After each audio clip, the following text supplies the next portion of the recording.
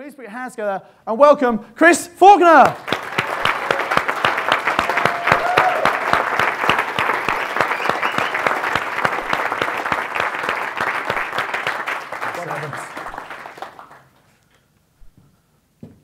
Right, I'm about the most unnatural person to be up here at all. This is sort of well outside my comfort zone. I think I've spent most of the last year outside of my comfort zone, so I can't really remember quite where it is.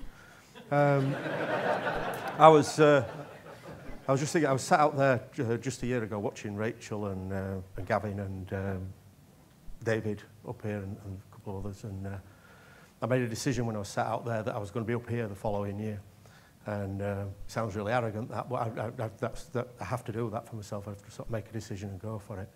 There were two massive obstacles in my way, because I was halfway through the accelerator, and I've been listening to all the different strategies. I knew two things. I knew for certain, absolute certainty, I couldn't sit in someone's house and offer them 25% less than the market value of the house. And I knew with absolute certainty I couldn't stand up here on a stage. And I was determined that I was going to be here the following year.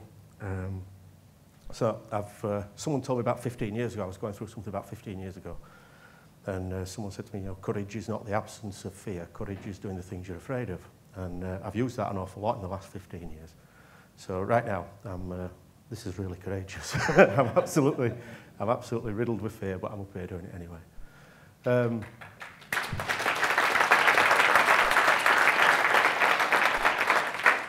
So the reason I'm here, the reason I sort of landed here was this time when I was sat out there, I was sort of halfway through a divorce process. I'd spent the previous 16 years building up a business from scratch. And I'd done it the hard way. I'd had no business advice or anything. I'd had another business before that had failed when I became ill. And I had no business advice, I had no business skills. But I came out of hospital in May 1996. I was homeless, I was unemployed, I was absolutely unfinanceable, and I was still quite ill. And I set off on a borrowed bicycle. I went to join a horticultural college, decided to set up a landscaping business. I used to cycle 8 miles to my first customer who paid me 20 quid for the day, and I used to cycle home again. And everything that I've got today was built off that 20 quid because I don't have got any finance for that business. And basically, I just kept putting everything that I earned back into the business. So by now, I've got, at this point where I'm at now and where I was a year ago, I have a fleet of 7 vans and 15 guys working for me. And I was halfway through this divorce, and I thought I was going to lose it all. So the idea when I got here was the passive income looked really attractive. I was physically and mentally exhausted, and I was probably this real low point in my life. So the idea of passive income sort of really appealed. By the time I was sat out there, I was halfway through the accelerator, and I was starting to get excited by the idea of the property thing. It looked like a new challenge and something that I could focus on, and a sort of way to put my life back together at the end of this divorce thing. As it happened, the divorce didn't go too badly, and at the end of it, which was about halfway through Mastermind when I actually got the results of it, I hadn't lost as much as I expected to do. So I was sort of charged up with this new challenge, and I could see that this could sort of provide me with what I was looking for out of the original business, which I've still got, which was sort of financial independence and the lifestyle that I was looking for. And I'm sort of looking to sell that business in about 5 years from now, and everything's sort of going well towards that. So what did I do so far? 12 months. From sitting out there, I was absolutely zero experience of property investing. I think that's a bonus because I've just done as I was told. I didn't have to sort of compare it against existing knowledge. So I bought 2 houses below market value, averaged 25%, 128%, 123%. Purchased another house below market value, 25% with a JV partner, Geraldine, who's sat there now. She's just going through that was just going through. And the big one is I've done a lease option on 18 freeholds, which gave me 15 houses and 6 flats. That was a massive one. That gives me a total value of 1.7 million on that in 12 months.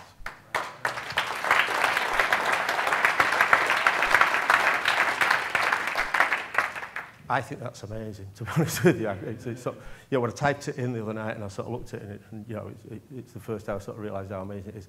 I've actually also done 2 rent-to-rents, which are just going through at the moment, which have put another 200,000 on that. Because they're rented, I weren't really quite sure where to put that number. I don't own them. I'm just renting them to rent on again. So I'm really quite impressed with what I've done so far. There's a total equity in there of about 200,000. So basically, first deal, I turned up at Mastermind, and I did basically exactly as I was told. Absolutely zero imagination went into this. I was given a picture of a business card in the mastermind thing, and I took that to the printers. I got exactly that business card printed, exactly as it was shown to me. Opened an account with All Day PA and used Simon's script on there. Didn't change anything at all. And I used the advert out of the mastermind literature and reproduced that and put that in 6 of my local newspapers.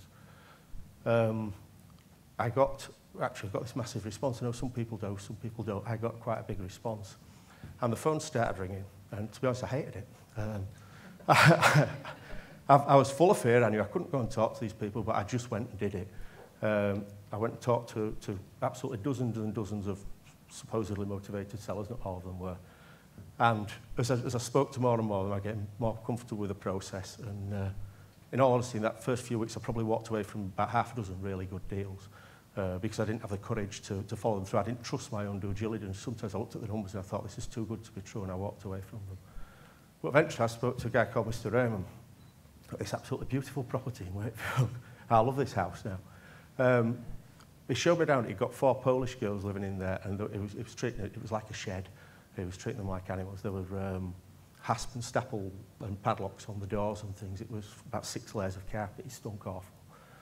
And but it had a new kitchen for somebody. It had a new kitchen and it had a new central heating system. So he showed me around it, and I had to go and pretend I was a tradesman. He didn't want the girls to know who we were.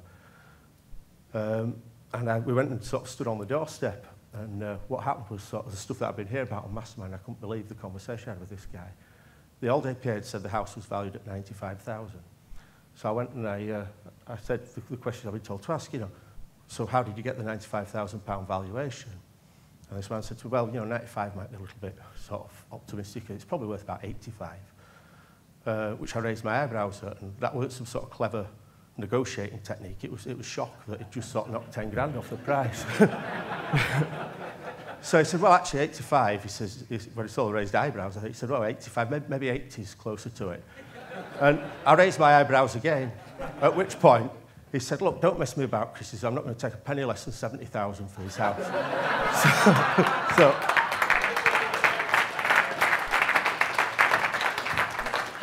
now, you'd think I would have snatched his hand off, but I hadn't done my due diligence before I went because I was doing that many at the time. I was doing them after I'd viewed them. So I said, OK, I'll go away and look at it.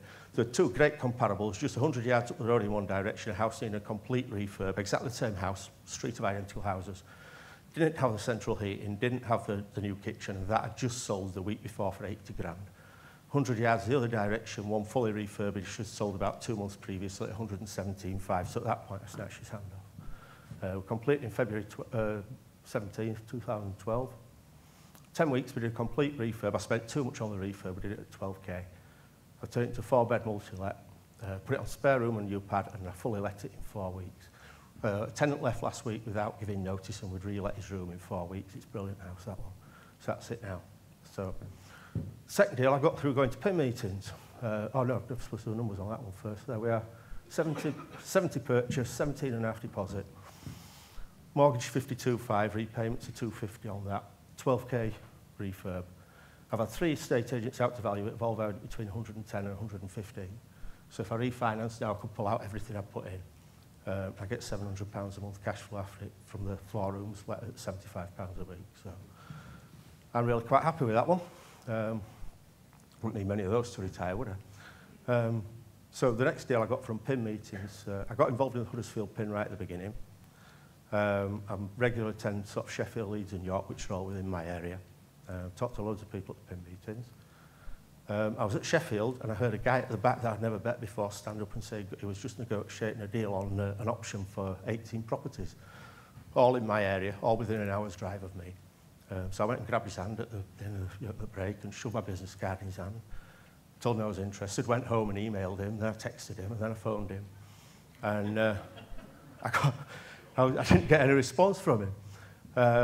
So I did the whole thing over and over again. For about a month, I was chasing this guy around. I was almost turning into a stalker. Eventually, he rang me from a caravan in Wales. He was on holiday, and I think he was sick of the text messages.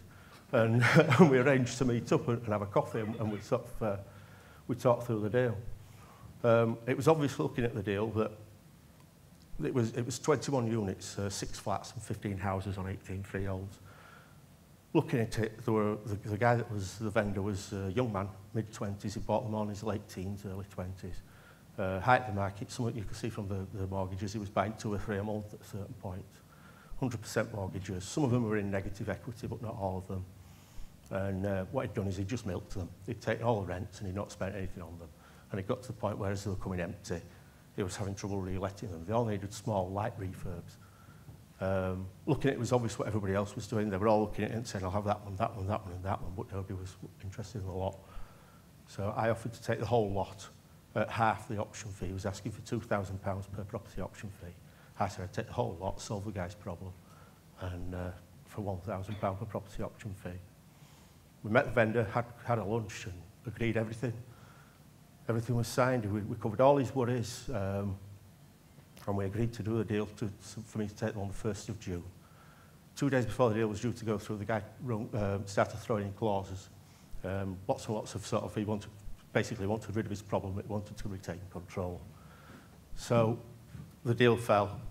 We arranged it again, then we sat down in the middle of June, and arranged for it again to go through on the 1st of July.